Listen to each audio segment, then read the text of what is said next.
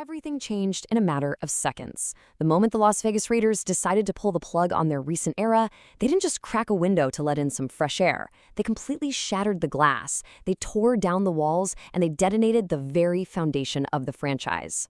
Welcome to NFL Nexus. I am your host, and today we are embarking on a cinematic explainer of one of the most drastic mathematical and cultural roster teardowns in modern National Football League history. This isn't just your standard offseason rebuild. No, this is a desperate, clawing fight for survival in a league that ruthlessly leaves the weak behind. The Raiders are trying to exorcise ghosts that have haunted their locker room for a quarter of a century. Before we uncover the dramatic, intense details of this unprecedented transformation, make sure you subscribe to the channel, like this explainer, and comment down below on what you thought as we go along. And if you truly want to support the deep dive content we do here at NFL Nexus, please consider supporting the channel by becoming a channel member.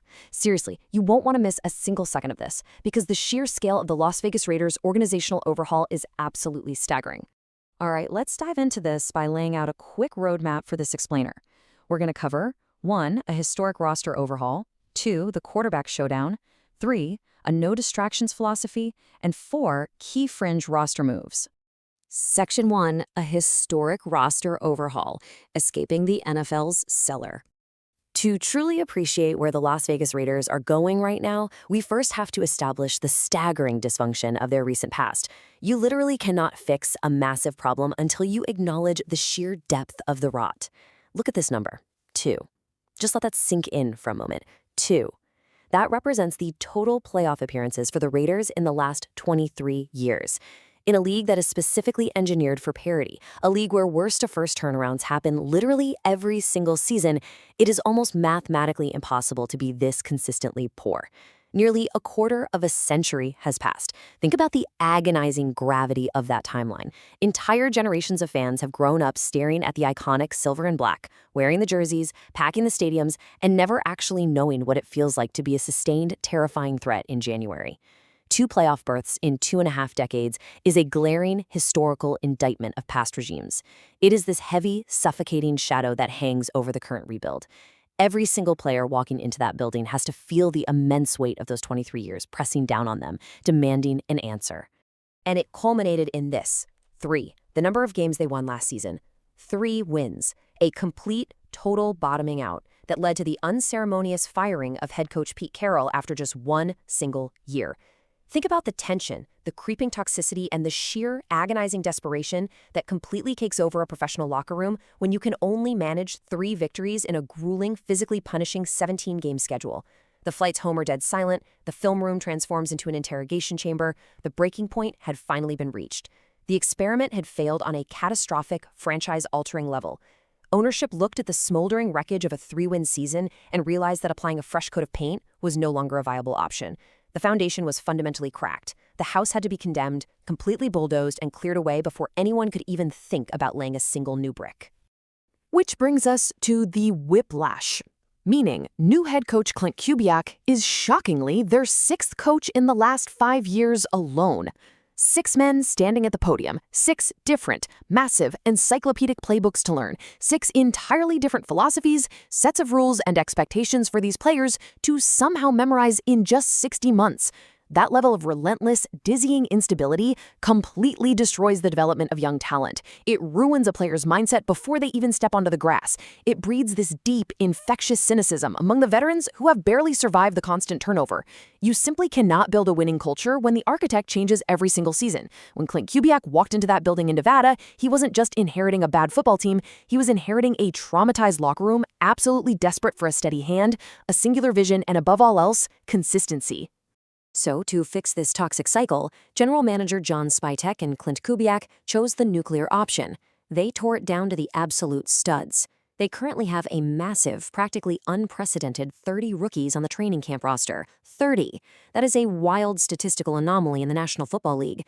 Imagine trying to conduct a professional, high-stakes training camp in the blistering Nevada desert heat, where nearly a third of your entire 90-man roster has never played a single snap of professional football. The logistical challenge is immense, almost overwhelming just to think about. The coaching staff has to strip everything down to the absolute microscopic basics. They are teaching these young men not just how to run a precise route or make an open field tackle in space, but how to simply be a professional in the most demanding, unforgiving sports league on earth. They are literally building the foundational DNA of a football team entirely from scratch. But they didn't just stop with a massive youth movement. Alongside those 30 rookies, the front office aggressively brought in 16 brand new veterans, men who have been through the absolute NFL wars elsewhere, brought in specifically as mercenaries to change the temperature of the room. When you combine those 30 rookies and the 16 new veterans, you realize a staggering, mind-bending fact. Half of this entire football team is meeting each other for the very first time right now. They don't know each other's on-field tendencies. They don't know each other's communication styles when a play breaks down in real time. They are complete strangers, brought together under the scorching desert sun, tasked with doing the impossible. They have to form an unbreakable brotherhood in a matter of weeks, entirely bypassing the years of deep chemistry that most contending teams rely on. The direct consequence of all that roster churn hits right at the top of the depth chart. Out of 22 total starting positions on offense and defense, a projected 9 of them will be brand new faces this season. That is nearly half the starting lineup, just swapped out in a single offseason. It brilliantly illustrates the extreme, drastic lengths this franchise is going to in order to cleanse the palate. This is a brand new team simply wearing the same historic jerseys. The chemistry has to be forged immediately, the communication in the trenches, the unspoken, split-second timing between a quarterback and his receivers, the rotational discipline in the defensive secondary. It all has to be absolutely flawless by week 1. Because the rest of the AFC West, the high-powered offenses waiting for them on the schedule, they are absolutely not going to wait around for the Raiders to figure it out. Section 2. The Quarterback Showdown. The centerpiece of the rebuild. You can change the coach, you can churn the bottom of the roster all you want, but in the modern NFL, your ultimate destiny is tied directly to the man taking the snaps under center. And in Las Vegas, the drama surrounding this position is thick enough to cut with a knife. This clash of timelines is going to dictate everything for the Raiders. On one side, you have Fernando Mendoza, the first overall pick in the NFL draft, completely burdened with the expectations of an entire desperate fan base. He just signed a fully guaranteed $57.2 million contract. The financial investment is staggering, and the immense, suffocating pressure resting on his young shoulders is unimaginable. He is literally supposed to be the savior. On the other side, you've Kirk Cousins, the established, grizzled NFL veteran, a man who has seen every disguised blitz package, every exotic coverage, and has fought for his life in this league for years. His survival instincts are second to none. This is a purely cinematic showdown. The highly paid, undeniable raw talent of the rookie versus the battle-tested, calculated execution of the proven competitor, fighting tooth and nail to keep his starting job. And here is the smallest detail that carries the absolute biggest weight. Coach Kubiak, Fernando Mendoza, and Kirk Cousins are all in their very first stint with the Raiders. It creates a completely unique, highly volatile dynamic where the entire quarterback room and the head coach are starting with a blank slate together. There is no entrenched favoritism here. There are no preconceived notions based on past seasons or previous loyalties. Kubiak is installing a brand new, highly complex offense from scratch, and both quarterbacks are racing to master it simultaneously. The tension in that meeting room must be absolutely palpable, the silence deafening as they watch the tape, knowing that every single mental error, every misread coverage could be the difference between leading the silver and black out of the tunnel or spending the season holding a clipboard. Section 3. A no distractions philosophy. GM John Spytek's vision. Navigating this much change, 30 rookies, 16 new veterans, a $57 million rookie quarterback, requires a ruthlessly clear vision. When a franchise is drowning in chaos, the very first thing that must be established is absolute, unwavering order. And General Manager John Spytek is laying down the law, creating an impenetrable protective bubble around his highly vulnerable roster. This sweeping culture shift is summarized perfectly in a recent statement from Spytek. He said, "In our first run with Clint and me here, we didn't want any distractions. We wanted to focus solely on football." This isn't just standard hollow coach speak fed to a microphone on a Tuesday afternoon. This is a calculated, essential survival tactic. They are actively working to eliminate the outside noise generated by the relentless NFL media machine. No drama, no media circuses, no anonymous locker room leaks to reporters. Just a relentless, terrifying focus on execution. They are completely exhausted by being the league's doormat, and this signals a militaristic, disciplined approach to taking their pride back by force. Spytek has stressed that this roster math and this sweeping cultural reset is entirely about one singular, uncompromising goal: bringing together a formidable unit that can finally compete and climb out of the NFL cellar. Now, the phrase formidable unit is highly intentional here. They don't just want to be competitive. They don't just want to keep games close and lose with dignity. They want to be feared.